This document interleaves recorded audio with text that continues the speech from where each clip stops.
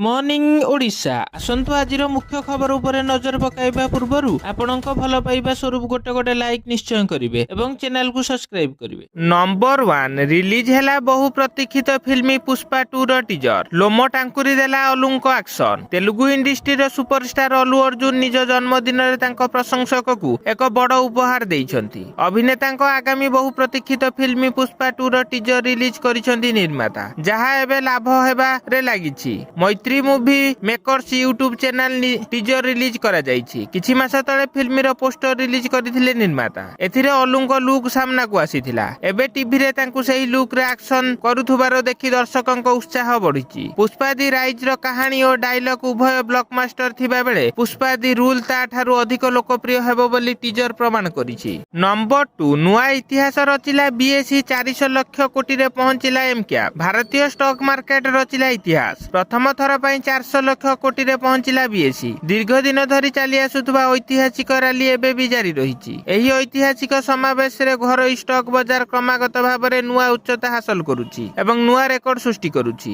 नुआ आर्थिक वर्ष रे सर्वकालीन उच्चता हासिल करिबा परे सोमवार बीएसई ना रे एक नुआ इतिहास जोड़ी होइछि। इतिहास रे प्रथम थर पई बीएसई रे तालिकाभुक्त कंपनी गुडीकर मिलित मिड कैप 400 लाख कोटी अतिक्रम करिछि। नंबर 3 पुणी बढ़िला सुना दर 71,000 पार। लगातार बढ़ी चली सुना दर। भारत में सुना दाम सबु रेकर्ड भांगी। 10 ग्राम सुनार दाम एवं 71,000 डेइछि। प्रथम थर पर मल्टी कमोडिटी एक्सचेंज रे सुनार दाम 71,000 टंका अतिक्रम करिछि। सोमवार सुना मूल्य रे 400 रु अधिक टंका वृद्धि पाइछि। फल खांटी सुना दाम 10 ग्राम पिछा 71,620 टंका रे पहुंची। सेहीपरि 22 कैरेट सुना 10 ग्राम पिछा 65,650 रहिछि। सुना सह रूपार चमक मध्य तेज होइछि। एहार दाम मध्य बढ़िछि। रूपार दाम 1040 रु अधिक टंका वृद्धि पाइछि। फल किलोग्राम पिछा रूपा दर 83,400 टंका रे पहुंची। नंबर 4 निर्वाचन पई आतंकवादी सहायता नैछंती राहुल गांधी, कहिले स्मृति ईरानी। केंद्र मंत्री स्मृति ईरानी आनिछंती सांघातिक अभियोग। कांग्रेस रो वयनाड सांसद राहुल गांधी निर्वाचन लड़िबा पई आतंकवादी सहायता नैथिबा से दाबी करिछंती। केरल रो वयनाड रे निर्वाचन लड़िबा पई से ब्यान होइथिबा आतंकी संगठन पीएफआई रो सहयोग नैछंती बोली स्मृति ईरानी कहिछंती। सांबादिक माननकु सूचना दे स्मृति ईरानी दाबी करिसेंती जे राहुल गांधी आमेठीवासी को उपेक्षा करिसेंती। से कहिसेंती ओएनाडा रे निर्वाचन लड़िबा पई राहुल गांधी पीएफआई रो सहायता नैथिबा बेले आमे खबर पाइछु। हिंदू माननकु हत्या करिबा पई योजना करुथबा पीएफआई रो समर्थन राहुल गांधी काहेकि नैछंती से कथा आमेठीर लोक माननकु जणांतु। नंबर 5 दुई जिल्लार एसपी को बदलाइले निर्वाचन कमिशन। निर्वाचन कमिशन बरहमपुर एसपी और खोर्धा एसपी को बदलाइ करछंती। ब्रह्मपुर एसपी भाबरे डॉक्टर सार्थक षडंगी को दायित्व दिया जाइथिबा बेले खोर्धा एसपी भाबे अविनाश कुमार को दायित्व दिया जाइछि। उल्लेख थाउ कि किछि दिन तळे राज्य सरकार आईएएस स्तर रे छोट धरणर अदल बदल करिथिले। निर्वाचन कमिशन राज्यर 2 जण आईएएस और 6 जण आईपीएस अफिसर को निर्वाचन कार्यरु बाद देबा परे राज्य सरकार कटक जिल्लापाल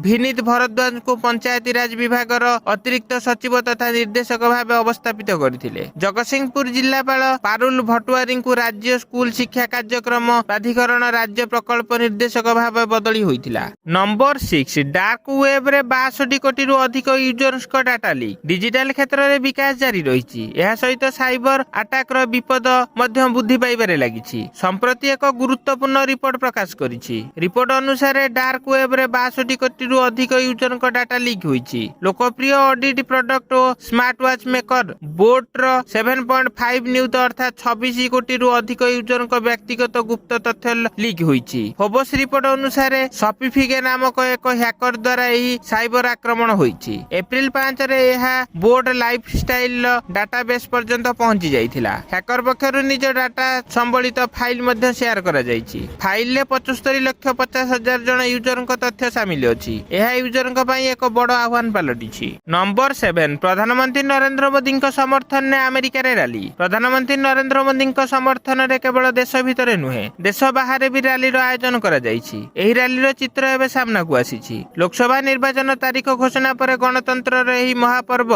लगी उत्सव लोकंक मध्य देखा मिली। अमेरिकार किछि चित्र सामना को आसीथि जेउथिरे किछि लोक हाथ में बीजेपी पताका धरिथिबार नजर आसुछंती। सूचना मिली कि सान फ्रांसिस्को रे एकता और मोदी प्रति समर्थन देखाइबा पई रविवार मोदी का परिवार मार्च लगी गोल्डन गेट ब्रिज रे लोक माने एकत्रित होइथिले। 2024 लोकसभा निर्वाचन में प्रधानमंत्री मोदी नेतृत्व ଆବକି ବାର୍ 400 ପାର୍ ସମର୍ଥନରେ ଲୋକମାନେ ଏକତ୍ରିତ ହୋଇଥିଲେ। ନମ୍ବର 8 ବିଶ୍ୱ ଅର୍ଥନୀତିରେ ଶୀର୍ଷ ସ୍ତରରେ ପହଞ୍ଚାଇବା ପାଇଁ ଆହ୍ୱାନ ଦେଲେ ରାଜ୍ୟପାଳ। ଯୁବ ପ୍ରତିଭା ସଂଶୋଧନକୁ ଅଧିକରୁ ଅଧିକ ବ୍ୟବହାର କରି ଭାରତକୁ ବିଶ୍ୱ ଅର୍ଥନୀତିରେ ଶୀର୍ଷ ସ୍ତରରେ ପହଞ୍ଚାଇବା ପାଇଁ ଛାତ୍ରଶକ୍ତିକୁ ରାଜ୍ୟପାଳ ରଘୁବର ଦାସ ଆହ୍ୱାନ ଦେଇଛନ୍ତି। ସମ୍ବଲପୁର ବିଶ୍ୱବିଦ୍ୟାଳୟର 33ତମ ସମାବେଶ ଉତ୍ସବରେ ଯୋଗ ଦେଇ ରାଜ୍ୟପାଳ କହିଛନ୍ତି ଛାତ୍ର ଜୀବନର ଅଭ୍ୟାସ ସାରା ଜୀବନ ରହିଥାଏ। ସମୃଦ୍ଧ ଇତିହାସ ପ୍ରାଚୀନ ଜ୍ଞାନକୁ ନେଇ ଜାତୀୟ ଶିକ୍ଷାନୀତି 2020 ପ୍ରସ୍ତୁତ କରାଯାଇଛି ବୋଲି ରାଜ୍ୟପାଳ ନିଜ ବକ୍ତବ୍ୟରେ କହିଛନ୍ତି। ଏହି ଅବସରରେ ସମ୍ବଲପୁର ବିଶ୍ୱବିଦ୍ୟାଳୟ ତରଫରୁ 2 ଜଣଙ୍କୁ